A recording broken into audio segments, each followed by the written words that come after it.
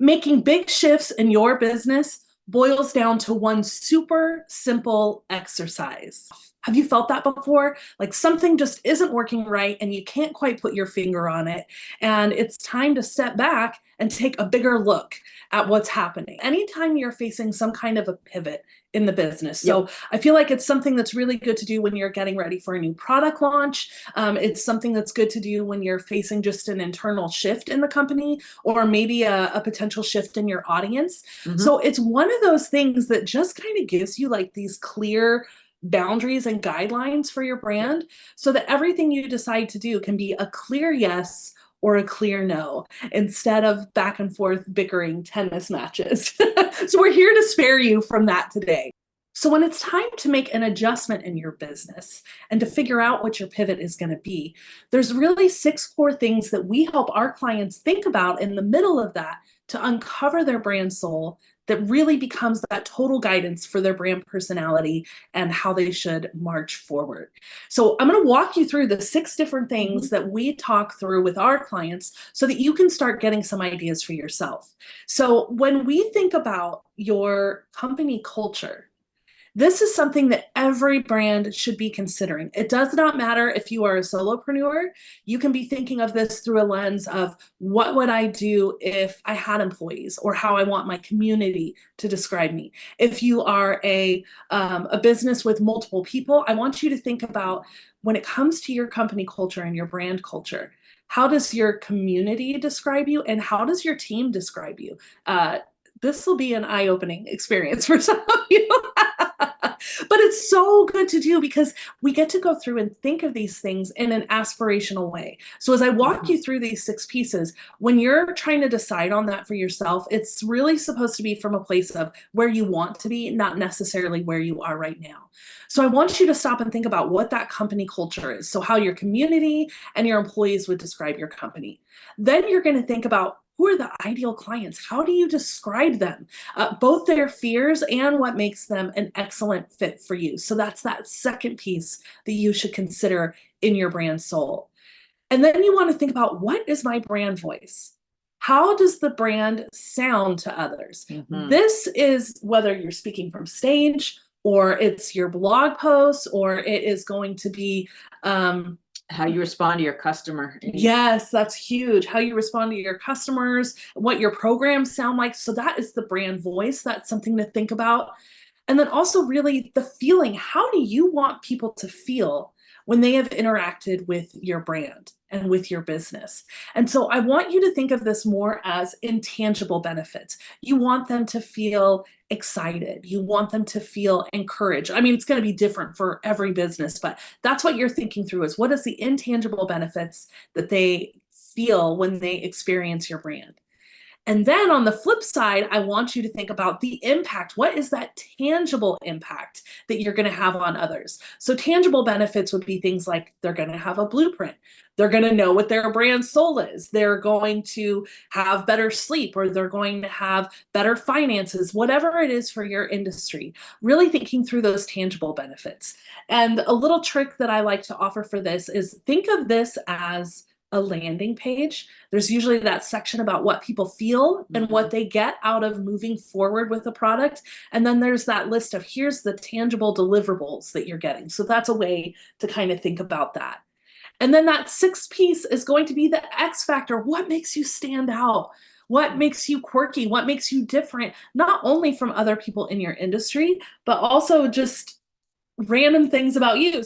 But when you think of all 6 of these things together, the company culture, the customers, the brand voice, the feelings, the impact, and the X factor, all of these come together to create your brand soul. And what's so amazing about this is there's real tangible impact that you walk away with when you discover what the brand soul is. I mean, do you want to talk a little bit about when we did this for ourselves again this week? For us, it seems to happen every 2 to 3 years. We need to go back through this exercise. Yeah. So this exercise is a process. Yeah. And it's not a sit down and do it in 5-minute process.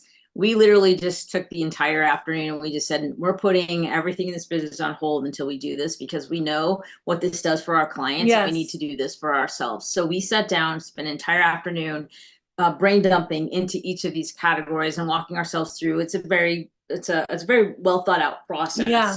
And when we did that, we really had some key insights from that. And I would say one of the top ones was our client base is the same, but how we approach those clients and needs to shift just a little bit. Yeah. And the patterns start to emerge. You start to see certain words show up over and over again, or variations of those words, and you really start to like pull. That's how we come up with brands, concepts. This is the foundational piece.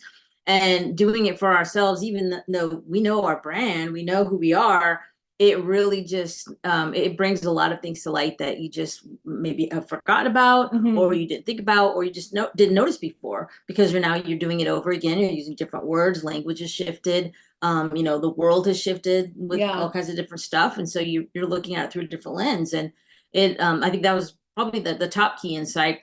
I think the other thing we realized was we have 2 or 3 projects on our plate internally right now that just drop them. Toodaloo, bye. Because they're really not pushing this new direction that we've both been realizing we need to go, and we hadn't had that conversation about it.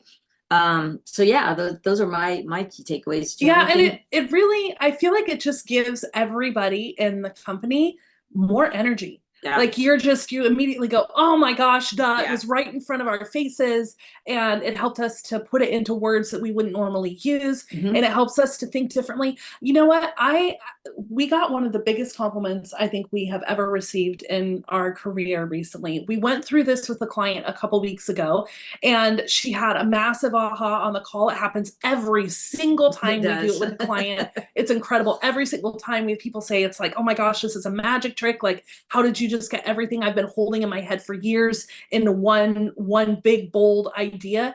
And we did this with the client, and she had that aha on the call, which is such a great experience. And then we followed up with her a few weeks later, and we were talking about something totally different. And she had this offhand comment, and she said, ladies, I just need you to know that exercise didn't only help me pivot my business, like it made me look at myself differently. And that's so huge. It's one of those intangible benefits that you don't realize is going to happen. Like when you do this for yourself, I think I've had some realizations since she mentioned that, like it changes who you see yourself as. So you start to show up differently. You start to really live up to how you want the world to see you. But also it removes so much draining mental energy. Yeah. Because you no longer have to think about, oh, am I doing it right in all these different areas? This gives you the clear brand personality that you are going to use across every single channel. And it gives you those guidelines to really stand by. It makes things a clear yes and a clear no. Like it removes all this kind of mental chatter that you normally have to have. We did this with another client who had her business, Deborah Atkinson from Flipping 50. How long has she had her business? A long time. A long time. I mean, like 12, 15 years, something like that. So amazing business, beautiful. Like her heart is so beautiful, and the brand that she has built is so comprehensive. But she just was really feeling like, the way people meet me when they find out about me, it's from a speaking event. So I'm speaking on a stage, I'm running an online summit, they're hearing me on podcasts. So they've got to know her and her personality. And if we think about the world right now, that's how so many of us are being introduced to new people, is because they're seeing us through video or through social media. So it's really easy with your brand to keep up with those things because that's what's in front of us all day long. But what was happening, and we've seen this happen for a number of our clients, is the audience gets a sense of you from social media or speaking, etc. But then when they try to go to the website to make the final purchase, to take the next step, something just feels misaligned. Sometimes it's a big glaring difference. I have a story about that for another day. Sometimes it's just like, oh, I wasn't showing up as powerfully on my website as I am in real life. And that's more often than not what it is for clients. So discovering your brand soul not only stops arguments amongst business partners. I know what you're talking about. It also really just helps you to kind of step into a new level of who you are. And it relieves this massive amount of stress that you didn't even know you were carrying from being afraid to send people to your own dang website. Like that's wild to me. People forget that your brand is not set it and forget it. Like, you don't do it once, you don't, and that your brand is so many pieces. It's your website, it's that reputation that you have, it's what you're speaking from stage. So if we're only keeping up with what we're saying from stage and through social media, and we're not thinking about the rest of that customer's journey, I hate to say it, but essentially you're not caring enough about your client. I'm just going to put that out there because it makes a massive difference. You've heard it here from Gretchen. I've heard that from client experience so many times, or when we're working with a customer and we help them survey their audience, and then they're finding out, oh my gosh, I had no idea that all of these things were distracting people. Something as simple as a broken link or a broken button can then create this distrust. But when you have that all dialed in, when you have that brand soul, when you have that personality that is the same, whether it's on your website, whether it's in your written content, your spoken content, your social media, when that is the same all the way through, let me tell you, it does sales for you before you ever even meet a client. Like, they feel like they know you, and it's all cohesive. And so they come back and your brand personality is infused all the way through, and it becomes a game changer for your business because people trust you so much faster because you've really thought through it all being consistent and you know who you are today. The world moves too fast, my friends. You have to keep up with it. You really need to be thinking about what your brand soul is today. So if that speaks to you, if you realize that you are needing to freshen that up or maybe think through it the first time, take a look in the comments. We have more information about your brand soul and how you can build that. And feel free to ask us questions as well. We're always here to support. Keep building your brands and keep impacting the people that you care so much about. Bye-bye.